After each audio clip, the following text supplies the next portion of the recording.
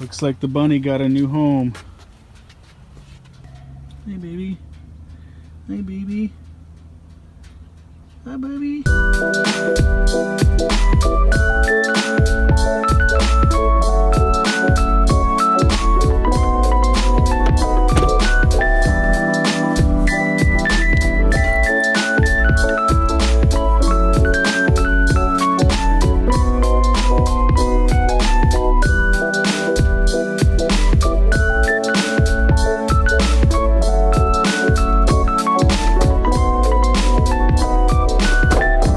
Hey, what's up everybody? It's Tuesday. It's a good day. Just walked out of the church, and kind of cool. I got through a little section on my prayer journal or my spiral notebook. Got to like the first piece of cardboard folder thing, kind of a milestone in my prayer life over the last few weeks. You know, every time I come into the church, I will usually write in my journal first, prayer first, and then I read a proverb. There's like 31 chapters, so it works out nicely. You can do one every day of the month. I will say that they've had a really strong impact on my life. You read the Proverbs and you go about your daily life, and all of a sudden one of those little verses will pop in your head. And you're like, whoa, you know, do I want to align myself with that proverb on that that general rule of thumb about life? Or, so do I want to align myself with it, or do I want to like do it my own way and see if it'll all work out? And what I've found is that in every way that I have aligned myself with the Proverbs and those words of wisdom in my own life, things in my life have turned out to work much better. And it's basic wisdom, it really is. But there's something about feeding it into your soul on a regular basis that it starts to really catch you. You start to catch yourself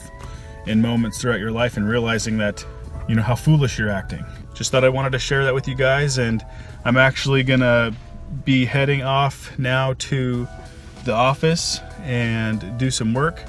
Like I said yesterday, I got caught up a lot on some of the work I needed to do. So today I kind of really need to sit down, strategize, figure out what needs to be done.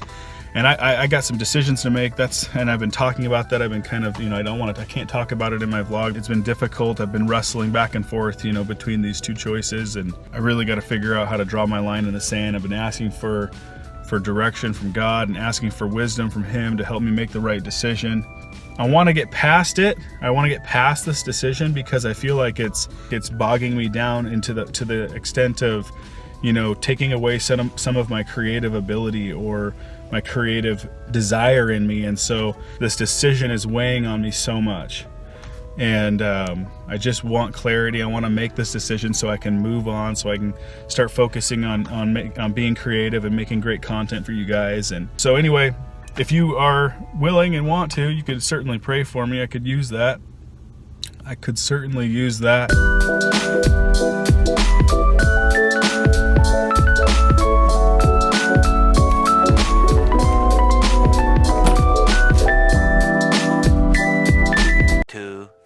Years later. Hey, all you Amazon sellers out there watching my videos. Just gonna make sure I don't hit Ashley's car with the door. Just want to give you guys a heads up. Keep an eye out for the summer toy stuff that's coming out. The stuff that kids play in the water or whatever. That's a little hint. Last summer we made a small fortune selling summer toys.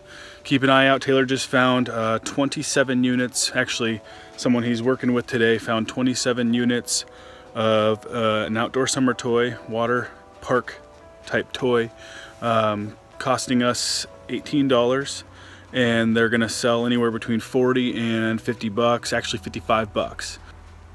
Tip for you, keep an eye out for that type of stuff. It's summer, it's not summertime, it's springtime, but it's getting warm, and one of the ways that we arbitrageurs, whatever you want to call us, I don't know how you would say that, retail arbitrage guys, one of the ways that we make money is we capitalize on the change in seasons, and right now is a really good opportunity to do that, and leading all the way through summertime in June, July, August, all that type of stuff. So gotcha. Cha-ching. So Taylor just calls me on the phone, and he just got done shopping at one of my favorite stores. And he walks out and realizes he's doing the math in his head, and he's thinking something's not adding up, right? Same store where he bought those summer toys, right?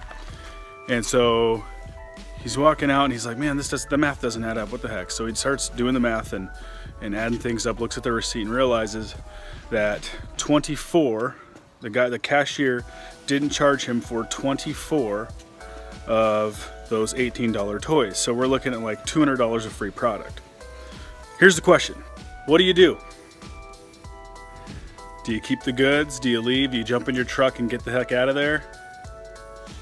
Or do you turn around and go back in the store, tell them what happened, and pay for the goods that you hadn't paid for?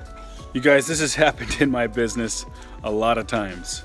Many, many, many times I've walked out of the store. In fact, more times I've walked out of a store paying for less than what I had in my cart, okay, this is always by mistake, then I walk out of the store being overcharged, right? It's actually way more common to be undercharged than overcharged. Here's what I do. Every single time I take the goods, I walk back into the store, and I pay for what I need to pay for. Now I understand it, because you're thinking it's free product. That's profit. That's money. That's bankroll. That's awesome. But when you know that it's taken from somebody else, from the store owner, from the employees, or just from the greater good of mankind, right? Really, you got to go back. You got to go back in the store and you got to pay for those goods. And so that's what we do. That's what Taylor's doing right now. He's going back in that store as I record this video. He's probably swiping my credit card right now for those goods. And then we'll continue to do business that way for as long as I'm in charge, at least. And don't, just so you know, Taylor called me to tell me this because he wanted me to tell him to go back in the store. But like me and like everybody else who's been in that situation, he was struggling with it. Like, oh, that's free stuff, you know? Free stuff, free $50 bills, because that's what we're going to sell those things for. But we always do the right thing.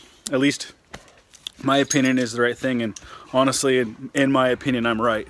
There's never a good time to steal, even when it's done by accident. So, and I wouldn't even call it stealing. Some people would even call it a blessing, which is even more despicable.